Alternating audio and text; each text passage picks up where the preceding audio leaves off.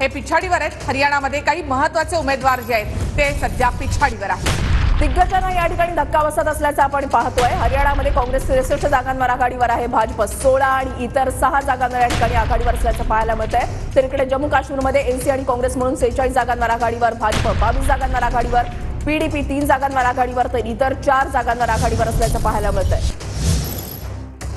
आताची आणखी एक महत्त्वाची निकालासंदर्भातलीच बातमी आपण पाहूया। हरियाणाच्या हिसारमधून अपक्ष उमेदवार काँग्रेसचे रामनिवास रारा हे आघाडीवर आहेत। आताची महत्त्वाची बातमी हरियाणामधले अपडेट्स जे आता आपण या ठिकाणी पाहतोय आणि या ठिकाणी दिग्गज जे आहे ते पिछाडीवर पडल्याचं पाहायला मिळतंय। तर काँग्रेसचे जे उमेदवार आहेत त्यांनी आघाडी घेतल्याचं या ठिकाणी आपण पाहतोय। काँग्रेसची चांगलीच आघाडी या ठिकाणी हरियाणामध्ये पाहायला मिळते। हरियाणाच्या महममध्ये जर आपण चित्र पाहायला गेलं तर त्या ठिकाणी सुद्धा विरुद्ध दिशेला, प्रवाहाच्या विरुद्ध दिशेला उमेदवारांचा निकाल जो आहे तो आपण या ठिकाणी पाहतोय। हरियाणामध्ये 90 पैकी 85 जागांचे कल, काँग्रेस 63, भाजप 16 जागांवर आघाडीवर, तर इतर 6 जागांवर आघाडीवर।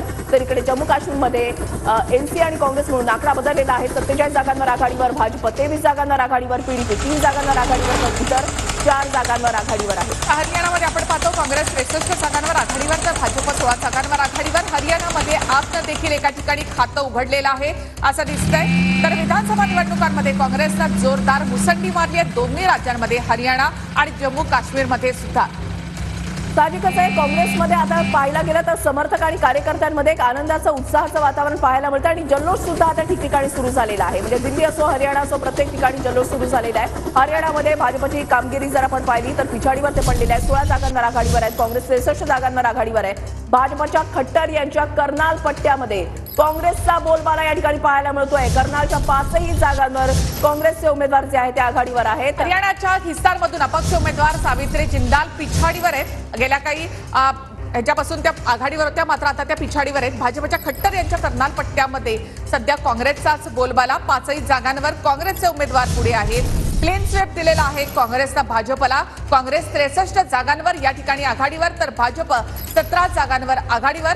जम्मू काश्मीरमध्ये सुद्धा नॅशनल कॉन्फरन्स आणि काँग्रेस 47 जागांवर आघाडीवर, म्हणजे मॅजिक फिगर देखील त्यांनी गाठलेली आहे।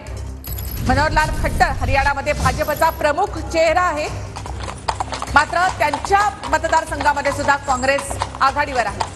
हरियाणामधलं चित्र जर आपण पाहिलं तर भाजपला मोठा धक्का बसत असल्याचं पाहतोय। काँग्रेस 63 जागांवर आघाडीवर आहे, भाजप 17 जागांवर आघाडीवर आहे आणि इतर 6 जागांवर आघाडीवर आहे। जेजेपी अजूनही आशादायक चित्र त्यांच्यासाठी नाही, खातं उघडू शकलेले नाहीत। त्याच्यामुळे जेजेपी आणि एएसपी साठी हा एक मोठा धक्का मानला जातोय की या निवडणुकीमध्ये त्यांच्या उमेदवारांना लोकांनी पसंती दिलेली नाही। हरियाणामधल्या जनतेनं त्यांना नाकारलेलं आहे। हे चित्र जे आहे ते आता जवळपास स्पष्ट होताना आपण पाहतोय। जम्मू काश्मीरमध्ये आपण जर पाहिलं